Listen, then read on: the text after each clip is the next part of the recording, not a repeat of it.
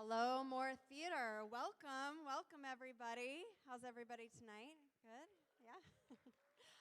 Hello, my name is Sarah Strasbot. I'm the Associate Director of Community Programs for STG. And it is my great pleasure to have you on the stage of the More Theater. How's this view? Pretty fun. Resonate came about through the support of Starbucks. It was, this is true, they basically said, we love STG, we love the work that you all do in the community. How can we support what you're doing? What is a dream project? And we said, well, the community has been telling us for a long time that they need support. They need community, they need resources beyond the 21 and under programs. That once you graduate out of those, once you're out of school, maybe you're still in school a little bit, or whatever it is, whatever phase of life, you still need that support. And so that is how Resonate was born. We're so excited that you are here for the launch of this program. Thankful to Starbucks and to the More crew that are here. And now it is my honor to introduce our moderator and panelists tonight for building your community. So help me in welcoming Soul, TeZATALKS, Oblé Reed, and Alex Stone. Come on up.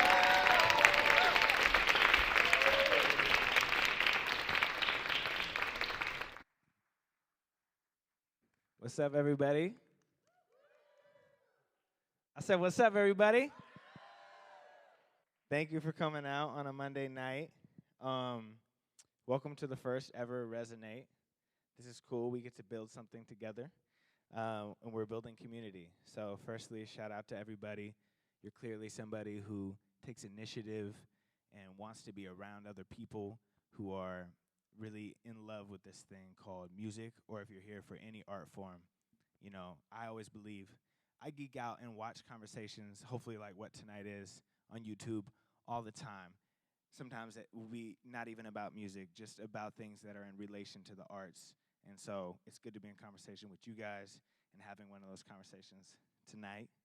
On that note, this will be archived for YouTube, so don't feel like you have to take notes or you have to take photos. In fact, please don't take video or photos. We have people covering that. So just be present. And we're going to have a conversation, and then we're also going to open it up. I also really appreciated everybody who did register for this and submitted feedback about what you wanted to talk about. I read all of that. I included that in the conversation and questions that I have, and I'll even read some of those questions before we open it up. Cool? All right, the housekeeping is done. So I want to know a little bit more and want you guys to kind of know a little bit about each other, about who's in the room. So I'm just going to do a quick hand raise thing, right? So raise your hand if you make or perform music. Wow. Raise your hand if you work in music outside of performing. Okay. Raise your hand if you consider yourself from Seattle. Raise your hand if you're newer to Seattle. Very cool. Welcome. Glad you're a part of this. Raise your hand if you've been doing this music thing for more than 10 years. Dope. That's what this program is about. But also, raise your hand if you've been doing it for less than 5. Okay? And then whoever didn't raise your hand, you're in the middle. You're equally valuable. That's awesome. So building community, why does that matter? So this is hopefully I'm going to be asking questions to my fam over here, but I have opinions as well. I'm an artist as well. I've been doing this for more than 25 years, even though I probably don't look like it. But yes, I'm now officially an OG. And there's a few things I've learned. One is that it's always more fun to do it together. So working in community, it just hits different. And the payoff is different, and when you're in the trenches, going through the grind, having body doubles, having people you can lean on, it's what pushes us through. I truly believe that if we work alone, which oftentimes we feel like we're alone in art, we will burn out. So we have to be in community in order to be sustainable. That's my first belief why community matters. The second one is anybody that I've witnessed in all these years, including these 3 artists on stage with me today, anybody who I've ever seen do something that is impactful, sustainable, and has a trajectory has always had a team and a community around them. I've never seen somebody doing it on their own, getting to where they're trying to go. So let's not be so stubborn and just try to do it on our own for any reason, and don't believe that you have to do it on your own. And lastly, in my experience and in the words of one of the co-founders of K Records during the height of the grunge era in the 90s, she said, "A rising tide raises all boats." And what that means is when one person pops off, we don't have to feel like that's a missed opportunity for us or something to be jealous of. That is always something that permeates around the scene in the community. And the videographers who work with that person now are in a position to work with somebody else who has a smaller budget, or the management team now is in a position to take on other clients. And when the scene is growing and healthy, everybody benefits. That's a thing that I've witnessed and I believe. So that's my spiel, why this matters. Didn't really have to convince you. You came here tonight, so enough of that. I want to introduce these folks. So give it up for these folks for making themselves available. TeZATALKS, Oblé Reed, Alan Stone. All incredible artists.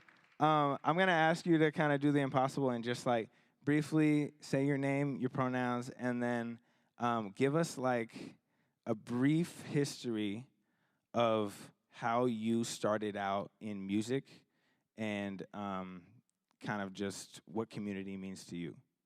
We'll start with you, Teza.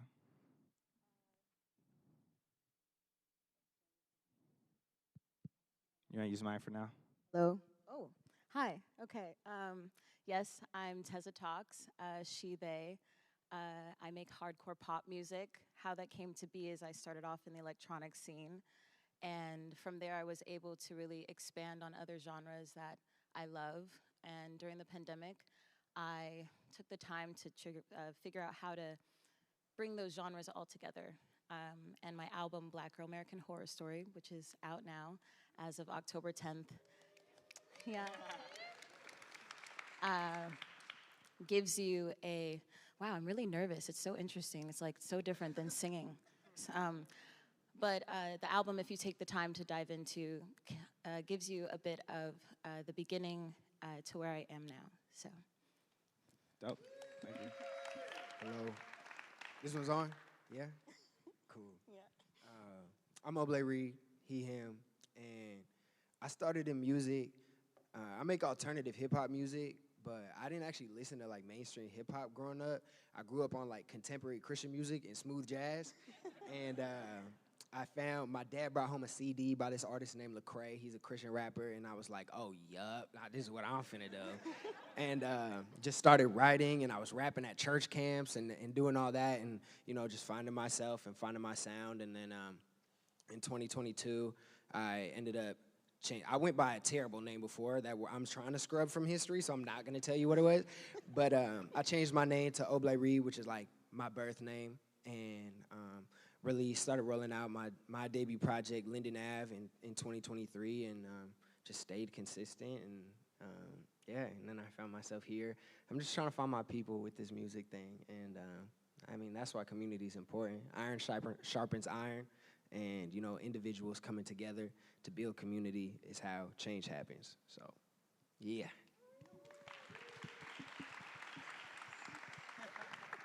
My name is Alan Stone. I grew up eastern side of Washington State near Spokane. Cut my teeth here in Seattle, Washington. Back in around 2010. And I've been paying my bills with music for 15 years now, and that is an accomplishment that I will take to the grave. I've released several albums. I've done countless world tours, employed several musicians, managers, agents through that time. Started a music festival in Washington State, over in Spokane. area, and paid my bills with music for 15 years. Cool.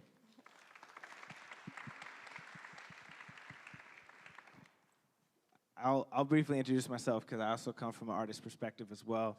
My name is Soul. I was born and raised in Seattle. I'm a hip-hop artist. I was fortunate enough at about the age of 11 or 12 to find myself, I was already rapping, and I found myself in a great recording studio with an incredible mentor who put me through basically a rap boot camp all throughout middle school and high school, and put me in a position that when I graduated from college, I was already with a mindset that this was going to be, even before I started college, that this was going to be my path. And every decision that I made, it was, how is this going to align with my goal of being a full-time artist? And when I graduated from college, I had literally $0 in my bank account and thousands of dollars in college student debt. And fortunately enough, all that 10,000 hours had built me up to the point where I released my first album shortly after, and it went #1 on iTunes Hip Hop and charted on Billboard, and I've also been paying my bills with music ever since. It has not been all ups, right? It's been ups and downs, and had to find many creative ways of trying to keep the music going and also protect the art as my passion, because when we're trying to make it our job, all that negative, bad job shit can get involved, right? And it's really something that we do for reasons beyond that. And so I think that's the perspective that I bring tonight, is really just somebody who, above everything else, have always wanted to protect the music. And the reason why I now do things like tonight and other community things is because I also, through that mentor and through all these years, I found myself really lucky to be in rooms where I was made to feel like my voice was valued and I had a place, and also a place where I felt safe. And I recognized that music is not always that for everybody, and people don't always have a safe space in music, and so I've dedicated myself to that. So that's my history. So you guys, can you take us back to when you were starting out? Oblé, I guess only a couple years for you, but that's what's great for this whole like perspective that we have up here tonight. And I want us to talk specifically about when you were trying to build traction, finding an audience, but also finding your tribe, whether it be your team or the people who you felt like you can kind of come up with. What were some of the things you were doing to put yourself out there, to like when it was just an echo chamber and you just didn't have anybody yet? And what were the things that specifically, you can tell us maybe some of the things that didn't work if it feels relevant, but like what were some of the things you did that worked to like help you find your team and also helped you find your audience? And I want it from each of you, so whoever wants to go first. I can start. Yeah, so I've been releasing music since like 2017, and I first started to see a little bit of traction. I dropped a song called Loose Change in 2020, and it started popping on like TikTok, and then it got picked up by Pharrell's team, and they included it on like a compilation album that they were doing. But at that time, I didn't really know who I was or where I was trying to go. So I ended up just getting lost in like the numbers and like trying to do whatever it took to like maintain that, and ended up getting like in a really bad like mental state. So I like took a break from music for like 6 months and social media, because I was like, I need to figure out who I am, because I'm not going to be able to find my people if I don't even know what my people look like, if I don't even know who I am, right? And so I took that time, and then it was COVID, so like a lot of the studios were closed. So I had a tree house in my backyard, and I gutted out the whole thing. I put insulation in there, electricity, Wi-Fi. I built a whole studio out there, and my goal was to teach myself how to audio engineer, so that when the studios opened up, I could get hired like into a studio, because I felt like being around the music and being in a place and having more utility than just being able to put a 16 down on a song would get me into rooms where I would be able to find my people and be able to share my art. And so I ended up getting hired as an audio engineer at Fibonacci Production Studios. And I was watching like a Complex, the Blueprint series that they have, and somebody was saying like, when you don't see something that you want, just like make it yourself.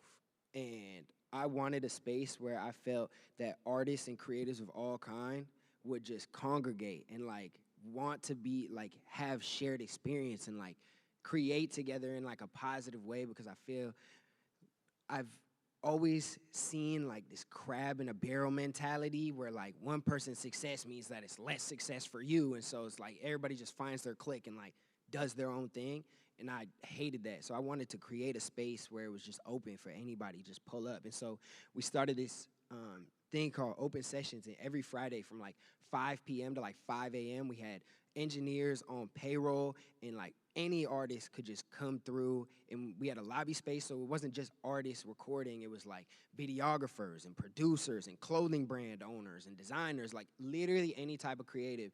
And like in that space, that's where I found my manager, that's where I found people that I've collaborated on music, that's where I found like my main producer and my mixing engineer and my mastering engineer, and like the people that surround me now, because I prepared myself for those moments by finding out who I was, created the moment that I wanted to see, and then aligned myself with people who shared that same vision as me.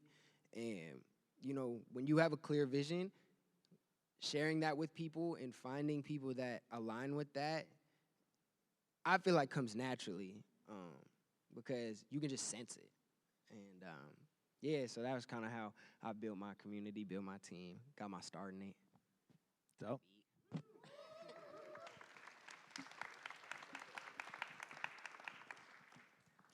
I feel like my community is still growing for sure, because I'm still growing. But I will say that the main thing I have always wanted to be is an asset. And I feel like when I was able to open up myself authentically and honestly around other creatives, I got to see a side of them that was even maybe a part that they didn't know. Every person that I've been able to work with from the beginning, whether it started in a basement with not so much of a Wi-Fi system, but a lot of imagination, to even a group of girls who just wanted to make sure that female representation was in every room where a man always overstepped. It has taught me that giving space to people who don't often have the space, get the space. So for me, in building my continuing community, I've always tried to keep authentic relationships along the way, because even if it doesn't work out in the moment, that was still purposeful. And where I'm at now, I would say that because I have evolved and grown into understanding my vision more, it's gravitating those people towards me too. Dope. Real quick, I feel like that's such a gem. Like the idea, I think a lot of times when people think about networking, it feels so contrived sometimes. And a lot of times people think about places like LA and stuff where people are just like networking out the woo, and it's like just, what is this person gonna do for me? And it's so important. And I remember it, I kind of learned this the hard way, like early on, with some relationships where people really fucked with what I have going on, but it didn't make sense to work together at the time. Like sonically it didn't make sense, or on the business end it didn't make sense. And I would think that that just meant, okay, the bridge won't build. It's not necessarily burning, but the bridge isn't being built because it's a no right now for whatever reason. But it's so important to remember that those people believe in you and are tapped in, and you never know when that's going to come back around and when you guys might work together in the future. And it's also been incredible throughout the years seeing all the things that people end up doing. People in this room are going to end up running festivals in this room that someone in this room might produce your next project or 2 projects from now, you know? And knowing some people for a long time, it's incredible what people end up doing in their journeys, including all of us. Like, we don't know what we're going to end up doing. So there's no reason not to keep a line open and stay connected with people. Yeah. Go ahead, Alan. Yeah, I loved Oblé, your piece about having a vision towards what you want to be created, and if it doesn't exist, creating it. for me, seemingly the greatest asset towards community building has always been zooming out far enough to see the objective, to put a North Star in the right place and move towards it versus the dirt of the details. I think a good amount of the time I would get lost in community building on what does this person here have to offer me immediately. And one, that was a really disrespectful way to interact with humans and relationship. And if I kept that North Star, if the North Star is I want to, in 10 years, enjoy what I do, reflect on the things that I've done, and be proud of them, and have long-lasting relationships.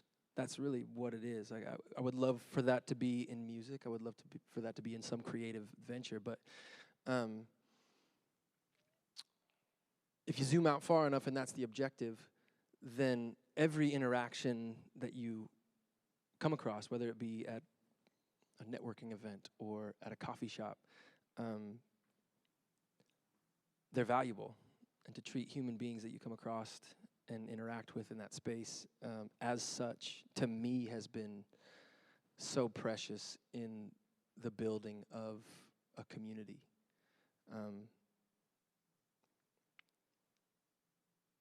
That's what I would say. I think that's as a non-detailed answer of like how to do it, X plus Y equals Z. I think holding the perspective of human beings as how can I offer value to them versus how can I gain value from them, that to me was a monumental shift in how I gave nutrients to my community. How can I create something that is valuable to you, not pull some value from you? That would be my vague. No, thank you. Vague answer. Can I add something? Yeah. Because I just seeing certain faces in the room and thinking of it right here. In not having a community right away, maybe for some of us when we were starting off, I will say that I was often brought into communities. You know, people who already had these places for me to create and to showcase, to discover. And I think in hindsight, it's a full circle moment to be able to create my own. You know, that's what kind of kept me afloat and has and continues to, you know, because I have been invited to spaces, even if it wasn't my community, I was also brought in to others' community. And I think having that awareness in your moments of loneliness as an artist, as a creator, that is just as much a gift in cultivating and creating your own community.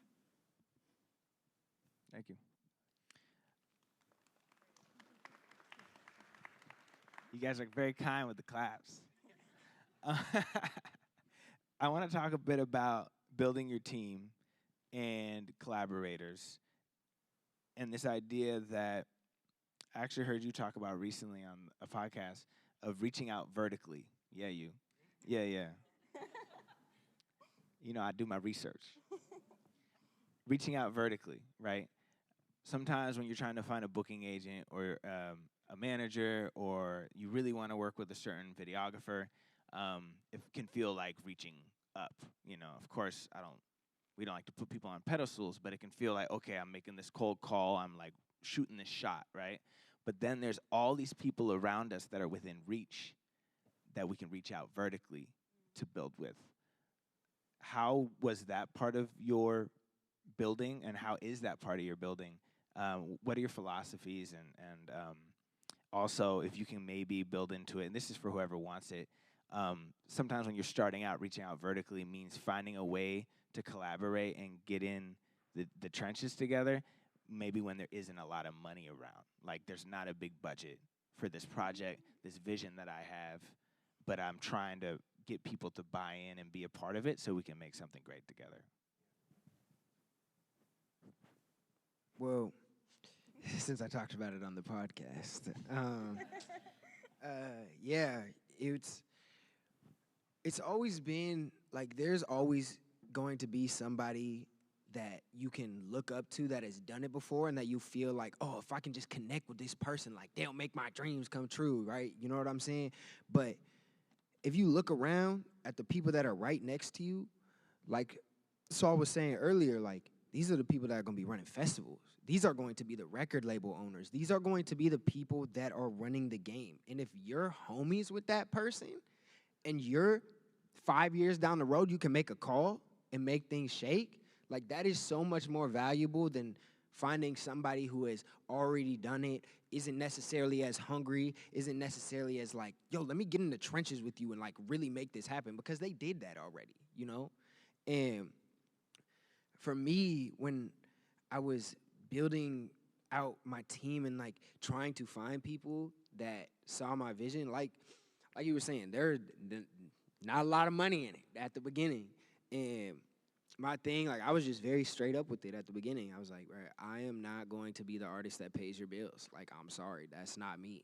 But what I can do is put 110% effort into giving you every single opportunity that you deserve to be able to live your dream. So like, whether it's my videographer, like, bro, like, let's just make this happen on $0 budget, but let me like throw your name in anytime there's a conversation like, yo, you ever heard of Nash? Like, he really does that. And then now you have all this work to show, and now he's able to go on like bigger productions, or like whether it's my mixing engineer Evan or my producer Evan, like being like, he's the one that produced this, or he engineered this, and always giving people credit for the work that they're doing so that they have the opportunity to like build with you. And it's not always about you. You don't always have to be the focal point.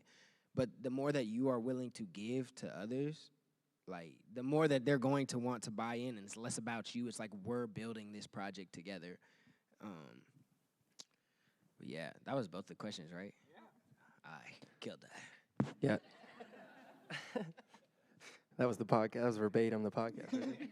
You had practice. Do we need to pay a licensing fee on that for the? Copyright. No, I think you're right in saying that currency is a multitude of things other than money. And in the beginning phases of any business, whether it be contracting, house building, real estate, startups, there's currency that you can offer to others that is not budget-based. Whether it's sweat equity, whether it's, hey, I'm going to bring 15 people to your event because I have that community at my fingertips. Back to, the community building point originally is like we have the capability as human beings to create value for others other than the commas in our bank accounts, and to take a index of what that value is. What can I give to others that's going to instigate movement in what they want to do? That still to this day, that's the currency I live by. There's definitely more commas than there was 15 years ago when I was first starting out, but I'm still constantly under the guise of, hey, how do I best inject value into your life and to your experience to uplift you? Because I know that, once again, back to your point, when boats rise, the tide rises. What was the Rising tide raises all boats. Rising tide raises all boats. Yeah. Dope. Do you have anything you want to add to that? Yeah. I agree with what you all said. I think for me, in sharing with you all, because $2 budget, you have everything within you to create what you can't even fathom. And I'm still doing that. The reason why I think it's so important I'll speak on me. The reason why I think it was extremely important for me to understand myself, to become more aware of what kind of artist I am, my representation, where I come from, what I care about, is because whether I control it or not, that is the energy that is going to be felt in the music. Can't hide it. It's, especially nowadays, right? Social media everywhere. So you can be in a place where you feel like you have nothing. You got this. You got this. And as long as you're taking care of it and you are fueling yourself with the things that cultivate you, and I don't mean by watching your peers. You can celebrate your peers. Don't watch them. Not like that. Like, really take the time to understand what's going on within yourself, because that's where your greatest ideas will come from. And if you sit long enough with yourself, you'll realize you can do it with nothing but love and a little bit of, ask. It's probably hard for us to ask, right? Ask for help. Ask if you need something. But if you come from a place of genuineness, people feel that. And if you're able to celebrate them as you grow together, as they were talking about, that currency, that exchange will naturally happen, But you got all of it in here. Everything you see from my page, my music, it all came from a place of desperation in wanting to know who and what part of myself I was trying to reach and talk to. So go to those places that you often want to go to. Ask the hard questions, face those difficult points, because that's where the magic is, especially if you've got nothing, because there's a lot of something there,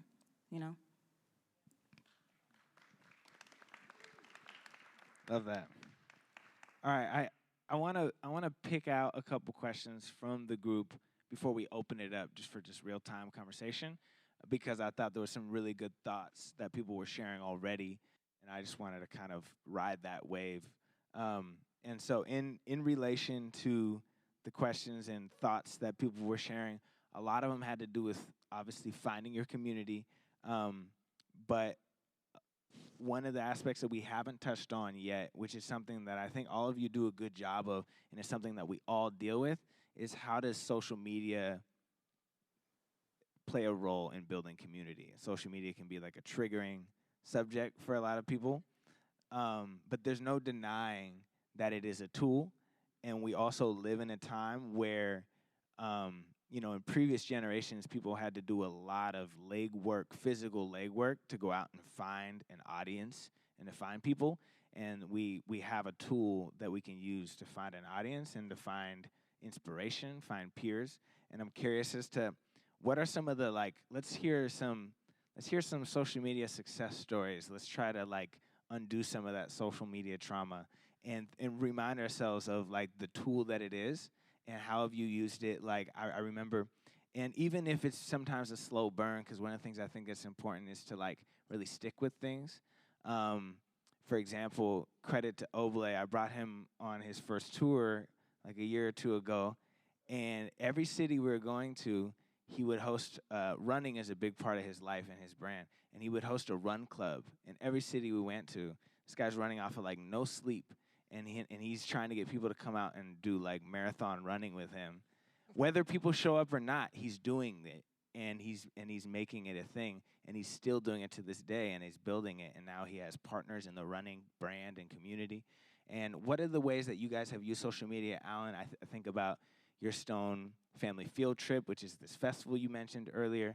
How are you using social media to create real life community, and how has that worked for you?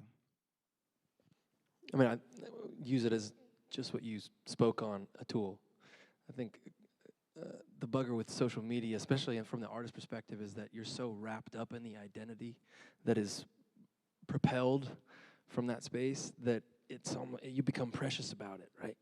I naturally think, I just gotta overanalyze everything in what am I wearing in that thing. For me, it took pulling back far enough away from it, which is, okay, this is just a tool. This is not me, this is not, my family, the things that I hold deeply connected to in my heart. This is a tool towards amplifying things that I want to give to people to create value in their life. And it's simply just another dimension. It's the shade of blue that you used on your album artwork. How important is that? Right? It was important to you. You thought about it. You took time to think about that light blue shade versus the dark blue shade. Oh, that's how it makes me feel. Okay, but like at the end of the day, was it that big of a deal? No, it wasn't. Social media nowadays, I feel so lucky to have been born in the era that I was born in and to have the tools at my hands. I would not be able to pay my bills with music if it wasn't for the tools that I just inherited. Not only did the barrier of entry to be an artist just come down to my level, just so to speak. Oh, microphone is $200? What? Like, there's no better time to be a creative in the history of human existence than in 2024. And all these tools, if you focus on them and you look at them in the correct shade and light and lens, are amazing. But you have to be very careful not to wrap your identity up in it. You are not that digital thing that you promote out on the matrix. You are Oblé, Tessa, Soul, all of you. You know you. So for me, how it's worked, that relationship with social media, is to utilize it just as that, the tool, just like the snare, just like the kick. Utilize it as a paintbrush that hopefully promotes and amplifies the value that you're attempting to inject in people's life. And then forget about it. Post and ghost, dude. I feel like that maybe answered your question a little bit. Yeah, no, thank you. I think also, too, this is another, for me personally, I'm speaking from experience, nurture the garden that is in your backyard. I think a good amount of folk, at least me personally, I'm like, how do I get more people in here? I just want a bigger yard. I need more acreage. And then I just forget about, like, the people who are already in the garden, right? I don't water them. It's like, I need, maybe if I have puppies in my video. This seems to be a thing, puppies and babies.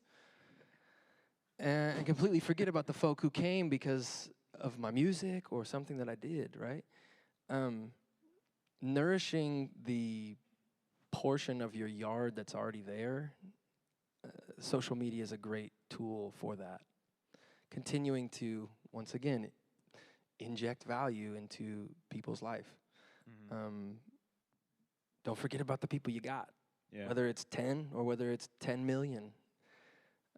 Focus on how you can add positivity, add value to their little 10-minute scroll on the toilet.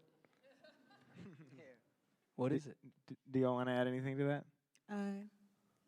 So I think I had, they talk about like your main platform, right? We've got Instagram, we got YouTube, we got TikTok. There's other things, sure. LinkedIn, do you know? LinkedIn, oh my goodness. I deleted my profile.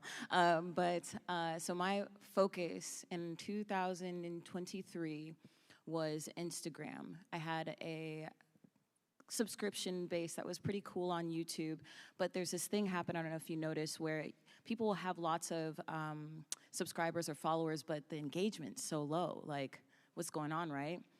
And I was really upset about that. So I started to go to my YouTube page. On my Instagram I had about 8,000 followers. I believe 8,000 some followers. My goal was like 10K by the end of the year. So I went to my YouTube page and I went to every comment under the videos and I personally wrote, "Thank you, hi, I'm still here.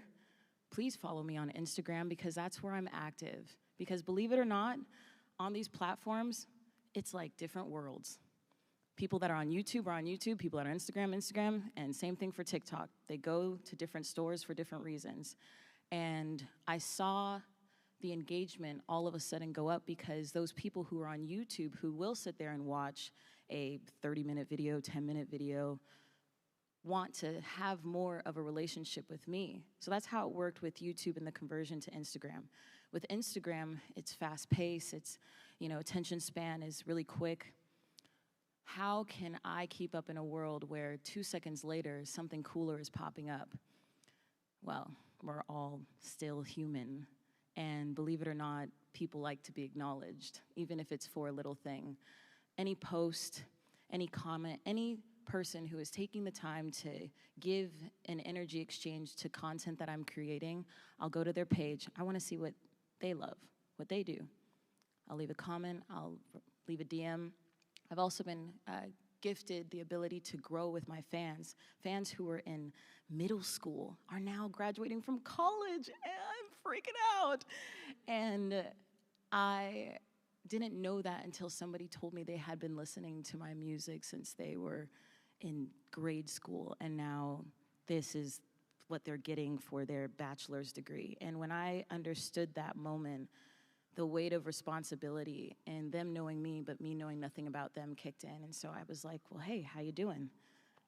How's school? And you want to be careful with how much you engage with someone over the internet, because they will start to feel like they are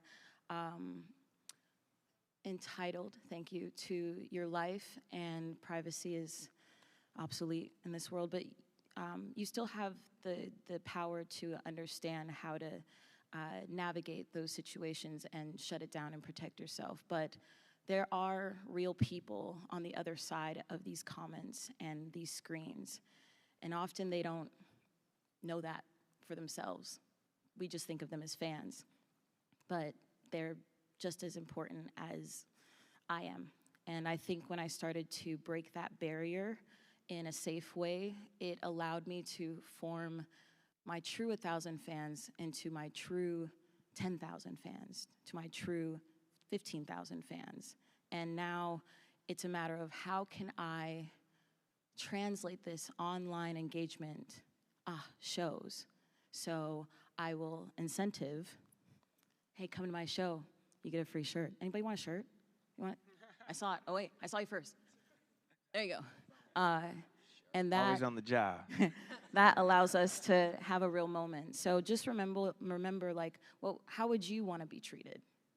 You know, treat others as you would treat yourself. Do unto others as you would do unto yourself. It's the same thing with social media, but protect your autonomy as you do it. Thank you. Yeah. Oh, can I share something? Yes. Yeah.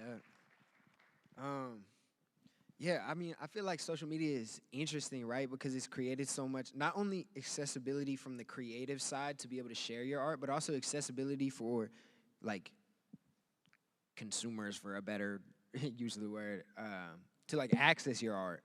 And I think more than ever, people are always trying to sell you something on social media. Like, if you are on TikTok, like, I swear, like, 4 out of 5 TikToks are for TikTok shop, and it's like random things that nobody needs.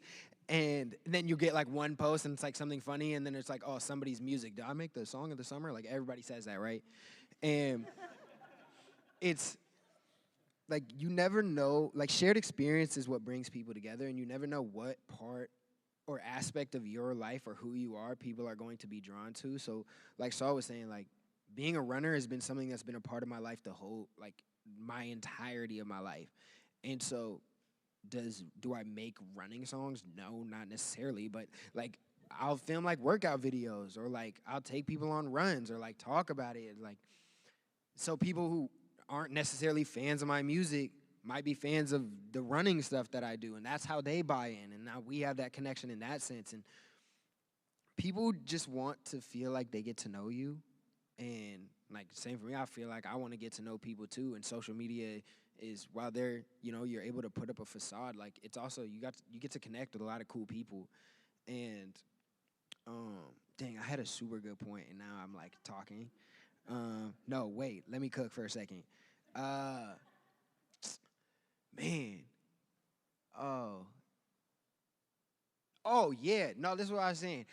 Consistency is so key. Like, yes, there's like the algorithm, and yeah, you see like, oh, this video blew up. Why did this video blow up? Like, I made the exact same thing, and it didn't do the same thing. But like, if you keep posting, keep sharing what you love, and keep being yourself, like, eventually something clicks. Like, for my Linden Ave rollout, I posted twice a day for like 9 months. And I wrote out a song like once a month and kept pushing. And the first TikTok I posted ever got like low-key like popped, and I was like, oh yeah, this is what it's gonna be like forever. And then I post another one and it's like, oh, I didn't do anything. And then I keep posting and didn't do anything. And now I'm like, oh, did I do something wrong? Like, but I continued to post, and then eventually I put out the project, and it was like doing okay, and I was still trying to find my people. But then randomly, I filmed a music video for my song Hometown Hero, and there's a scene where this is the only scene I've ever smoked ever in a video, and I passed like the blunt to myself, and apparently that was like the coolest thing ever, and everybody's like, yeah, this is the one. I know you've been putting out all this cool music and like a whole album and like a whole thing, but like when you pass that blunt to yourself, man, like that's it. And like that's when people started to like buy into my art and like started like listening to my music, and it was like I didn't go into shooting that scene like this is gonna be the one. I was just like, this could be cool to do maybe. And then that was the thing that worked. And then people are buying into it, and you now have a rabbit's hole that people can dive into and doom scroll on their phone. Like, who is this person? And I think it's so important to just feel like you're not trapped to the algorithm and feel the freedom to just post what you want and just be yourself. And like, don't create to like, don't create for people, create for yourself, and allow that to attract the people. Yeah, and the things that we put out, it's like, it really is like a message in a bottle where you're sending it out, and the more things you put out, the more likely an opportunity or someone who resonates with your art is going to come back to you. And we can't understate the value. I mean, especially someone like Alan, who you've been doing this strong for 15 years, the value of a catalog. When someone, if their entry point is right now, or if it was a couple years ago, they can go and now they can dive into your catalog. So the conversation has been flowing, but we haven't got to like 90% of my questions, and it's so important for you guys to be a part of the conversation. So I had a kind of kickoff question that I wanted to see. We have a couple mics, and so I'm curious to hear from y'all, and then you can ask questions. But this is a question for you. Is what is something that has been a barrier that you currently face in building your music community here in Seattle that you hope that you can maybe get some insight or some perspective from your community here in this room to help you kind of work through that barrier? Does anybody have an answer to that question? Go ahead, but wait for the microphone from Rachel to your left. Cool. And say your name and what you do. My name is Santi. Oh shoot. I produce and I sing as well. Cool. Yeah. Confidence. Just confidence. Yeah. Yeah. I'll jump off that so you can answer, because somebody did ask, like, how do you approach building community as a shy artist? What aren't you confident in? Maybe my ability to, I don't know, it's less about my craft than it might be maybe not confident in accepting somebody's criticism in my work. Yeah, I think if I'm to break down confidence, so confidence to me is an energy that flows out, right? How am I going to be received this direction? And I've recently, it was kind of like post-pandemic, was overwhelmed with gratitude.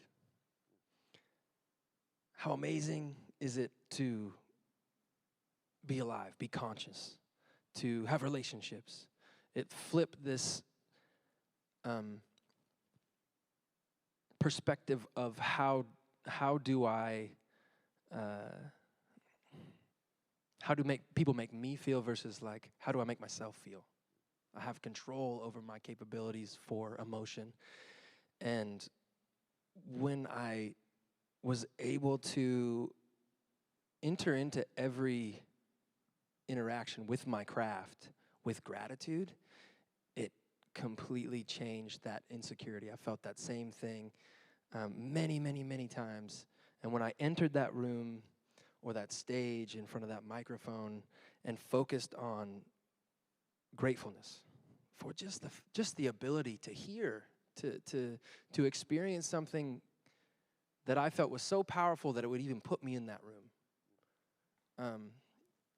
The insecurity went away. It was like, how do I, in this space, through gratefulness and gratitude,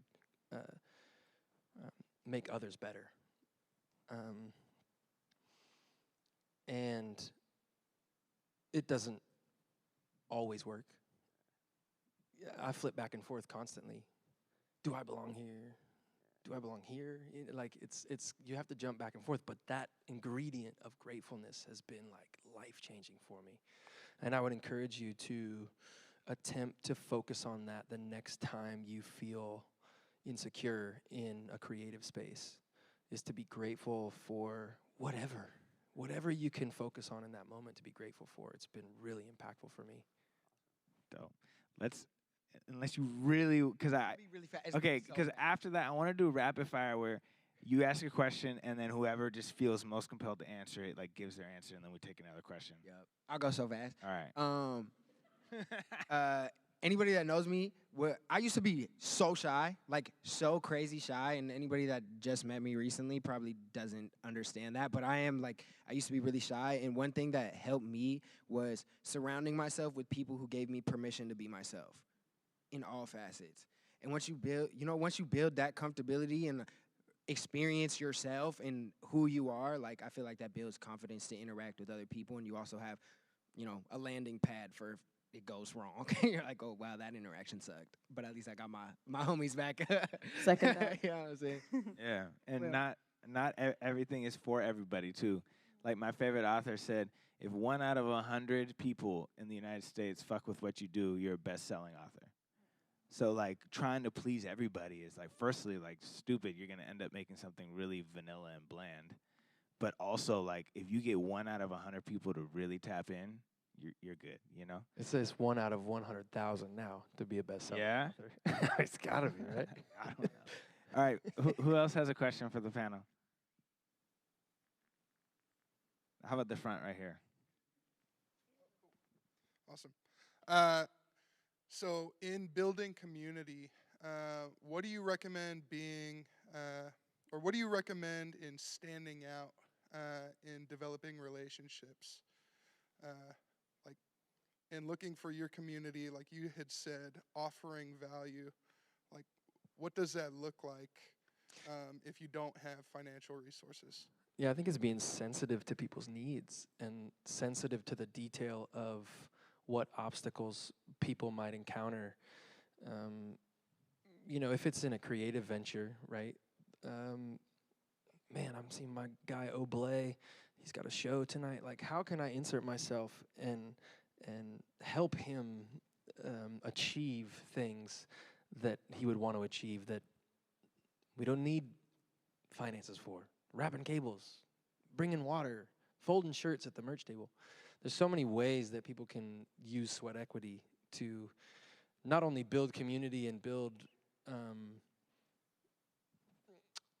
relationship, but it's funny, we were talking backstage, Tessa, about J.P. Sachs. There's an artist that we both know. His name's J.P. Sachs, amazing musician. He would show up to my shows in Toronto when he was like 19, and he would carry our merch in from the van. He'd just be like, hey, can I help you guys? And this is like one of the most remarkable singers ever, incredible musician. And he would just show up and like offer help. You're like, okay, this is about like 7 of you piling out of this van.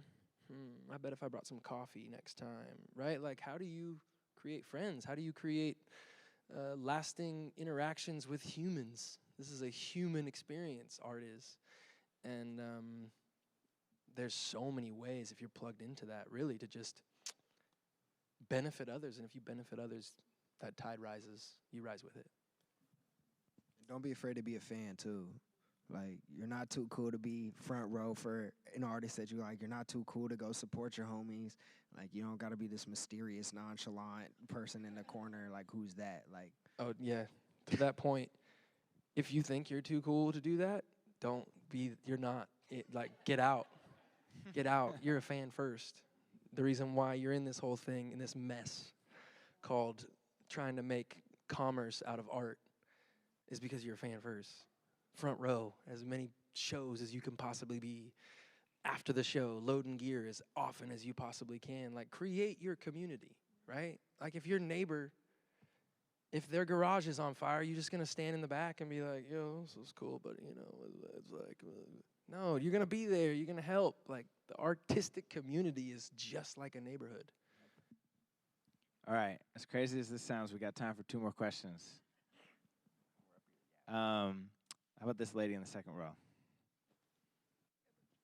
Oh my gosh. I think, like, for me, a big thing is trying to get more involved in, like, the music scene here in Seattle, because I'm from Olympia, and so, like, I have a good community there, but, like, trying to meet people here has been kind of hard for me just because I don't know the area too well, and I'm not 21 yet, so there's, like, a lot of opportunities that are not available to me just yet. And so trying to find spaces like this where I can be involved in is something that I feel like I struggle with more. You want to take that one, Teza? They're a project. Man, incredible work. I have yet to have my own show there, but they offer a world of resources for all ages to not only evolve in, but to perform in, to cultivate, to build community. I know that several friends of mine who have been immersed in that community have been able to launch into other communities. And you know, I feel your pain. I'm not underage, but you still have so much to offer in living in a time that is so misunderstood. And if you can find a way to take hold of that and bring it in a way that is confident amongst your peers, I think that will also add to it as well. Like, don't let your age hold you back, because you understand what's happening in a way that some others don't. But yes, fair project. Did you say that there's some others going on as well? Residency? The residency. Yeah, you just speak on it. The residency is a program that helps like young up and coming artists like find their footing in the industry and like understand nuances that and have an education that might not, you know, there's always YouTube University, but this is like hands-on from people that are in the industry and making it happen. And, you know, their project, the residency, and just being a part of those things, and also just like getting in where you fit in. Like sometimes I remember when I first started, or like when I first started like being around more in like 2022, I was underage. I was standing outside of venues, like my team would be inside and I'm posted up outside like 2 hours left of this show. I guess I'm gonna just stand around and wait till it's like, you know, my turn. And you don't always have to be waiting, but sometimes, you know, patience like rewards you. Yeah, and creating the space too, like not to put it on your shoulders too, but somebody that is a little bit less motivated or can't figure out how to put it together is maybe gonna jump on an idea that you have about, hey, let's have a meetup like that, the studio meetup that you had, or you know, how can I create something in Olympia, or trading shows, like trying to organize a show and bringing down Seattle artists for that show, you know, and then using that as an opportunity to then play their next Seattle show. Okay, one more question. Also, you can hit me up on Instagram, and I can send some stuff out to you and connect you with some friends of mine. Love that. Yeah. How about here in the front? Rachel's coming with a mic. Hello. I'll try to make this a good question for the final no pressure. round. My name is Thara, and my question, something I've been thinking about a lot recently, is how to step into my worth as an artist and what makes me unique and what I can offer the world without turning it into like an ego thing, and without kind of like looking at it like, how am I different necessarily from other people, but also stepping into what makes me different and knowing that I have something really special to share, but like recognizing that that doesn't necessarily mean I'm like not normal, but it also does. It's just like a weird, like in between stage. So I'm very curious.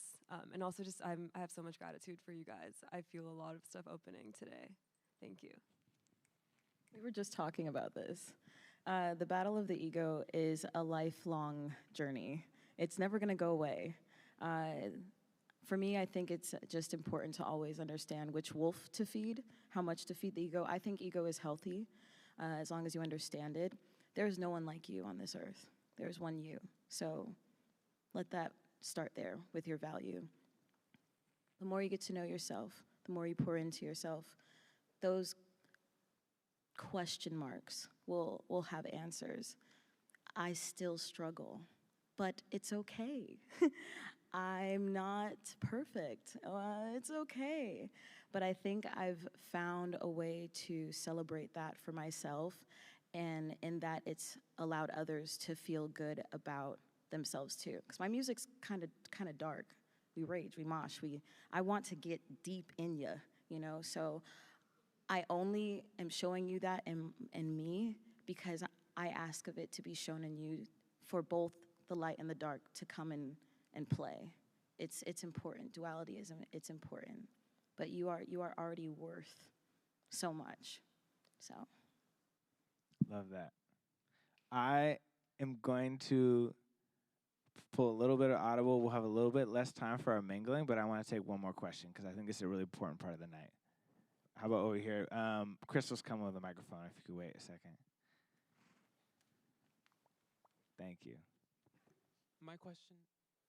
Okay. My question is similar to hers because I'm an expat from Georgia, from the other side of the country, and when you're new here, it is hard sort of finding where everything is because I'm a singer, but I'm also a dancer, and I want to do choreography for my songs, but finding dancers and finding even producers finding producers has been really hard because everyone I work with lives in other places. Raise your hand if you're a producer. All right, tap in. You found him. Tap in. I feel you, but that's what I love about tonight. But carry on. Well, yeah, that's pretty much the question. It's pretty much that's when you're an expat and you're not from Seattle, finding people is really hard. What was that like for you, Alan? Alan came from a small town. Yeah, I grew up in a little town called Chewelah, 1,000 people. Moved to Seattle. I think, Teza, you were talking about it. Like, at times you'll get pulled into communities. And then there's, this whole, like, network of human beings open up to you. And it's really, like, just physically showing up in space, right? So who's coming through the crocodile? Who's playing Numos? What festival is cruising? A good amount of folks are like, well, there's a amount of money that it requires to be in that space, but there's a ton of art happening in the Seattle area at all times, and to physically be there and to receive people as humans, interact with them. Hey, how are you? Where are you from? What do you do? I think you'd be very surprised to how quickly that network will open up. Yeah. And that community will open up. That is a great note to finish on. And I just want to say y'all doing a great job of that by showing up tonight. Yeah. And being in physical space together. So shout out to everybody. So I want to give a quick thanks to Seattle Theater Group and More Theater for holding space for us tonight in this incredible space. Lord knows we could be anywhere and you would have showed up, but we're on stage at the More Theater. And so this marks the end of this part of the evening, but we have time to hang out in the lobby. Maybe the artist will stick around for a bit. If you wrote your name on the piece of paper that I put up in the lobby, and you wrote your Instagram, take a picture on the way out of everybody's names and follow each other. If you haven't written your name down yet, please do that. Stick around.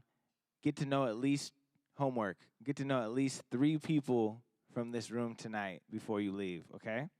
So I also want to encourage you to maybe stand on the stage and manifest when you're going to be headlining at the Moore Theater.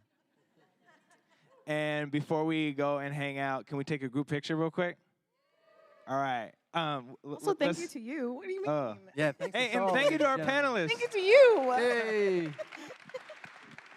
Can we give it up one more time for Soul, TeZATALKS, Oblé Reed, and Alan Stone, please? Okay, let's get down here and take a picture. You guys can maybe, let's come down here, and then Moran, do you want to let us know if they should stand up or are they good? If everybody could just like try to lean in and come into the middle of the frame, like you guys want to fill that little middle aisle. Yeah, exactly. If you can't see the lens, I can't see you. Get friendly. This is a meetup kind of thing.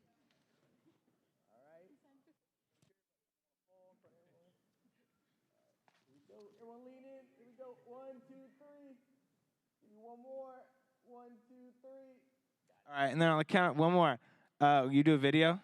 On the count of 3, everyone say resonate. 1, 2, 3. Resonate! Okay, there's 2 more sessions, April and June, and they will be talking about managing your money and finding a manager. I'll see you guys in the lobby. Thank you. Give a hand for yourselves.